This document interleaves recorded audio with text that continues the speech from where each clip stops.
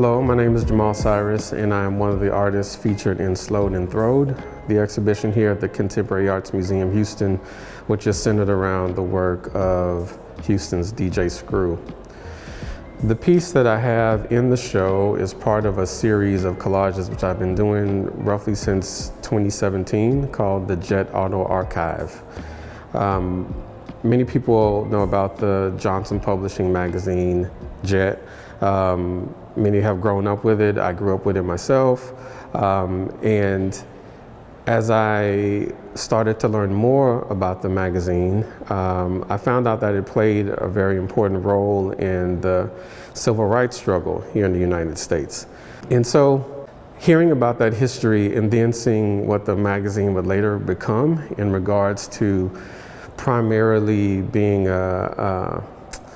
you would say kind of an entertainment magazine, as well as a magazine of presenting black markets to American corporations. You know, I started to have a love-hate relationship with Jet magazine, and out of that, the ideas came to tear it apart. So I had some magazines lined in my studio. One evening was trying to figure out what to do with them, and then I just started to tear them apart. And after that, which was cathartic, right? But after that, I had all of this material and didn't know what to do with it. So it was so much material that I couldn't really assemble a collage, you know, utilizing it, like compose a piece, you know, with all of these different bits. So I instead tried to figure out a system of working with the material. And the system which I created involved cutting each page in half horizontally and then vertically, and then coming up with a different measurements for each page, right? So maybe one page is two parts at the top and 3 parts at the bottom, or maybe one page is 3 parts at the top and 4 parts at the bottom, or maybe 5 parts. And so after I put that together and then kind of composed the piece, because of the repeating nature of it, it started to have this kind of visual rhythm to it, which, you know, looked like kente cloth, Ghanaian kente cloth, or maybe even some of the quilts that you might have seen in the American South.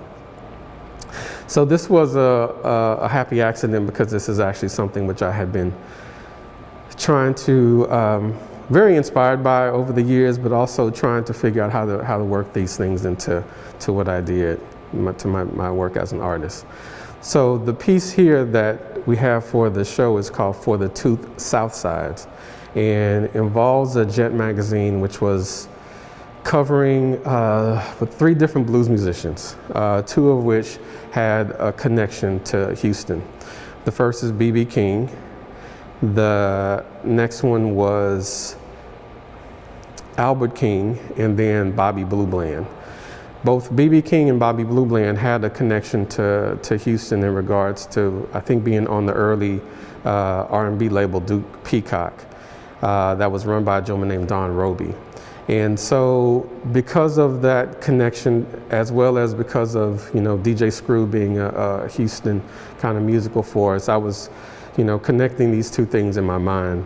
I also started to think about DJ Screw's music in light of the blues, right? Or thinking about Houston as musically as a very blues entrenched city, right? And so these are some of the things which I was trying to get across within the piece.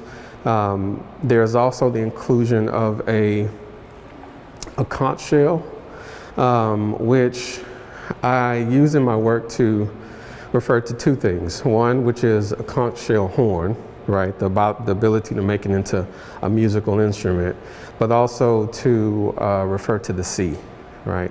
Some people talk about the origin of Black American music, or the origin of Black music in the African diaspora, as being in the sea, right? As the ships that people were brought from the west coast of Africa into South America, into Caribbean, or to North America, you know, the first place that these people started to assemble and perhaps, you know, utilize their music in a very kind of medicinal way was perhaps on these ships, right? So that's also how I utilize the symbol of the conch shell horn.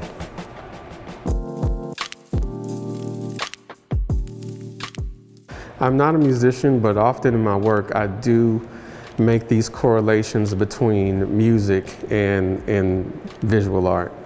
I think with DJ Screw and thinking about DJing in general, but also thinking about how he manipulated, you know, sound is very appropriate in regards to this exhibition, and also in regards to some of the things that I do in my own work.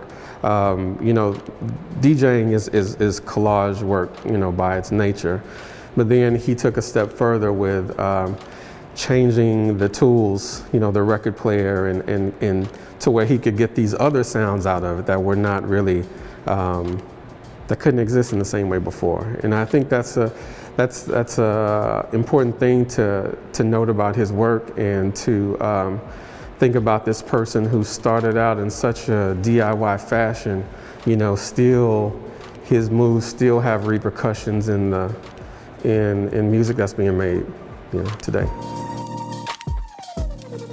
Been here in different capacities as a visitor, but also as an employee at times, and so it has been a place which has been very formative to me in regards to my the artwork that I was exposed to, but also the conversations and all of those things that come out of going to visiting a museum and working at a museum. So I do think it's a essential space, you know, in Houston arts community, and proud to, you know, be here again and showing my work here at the camp.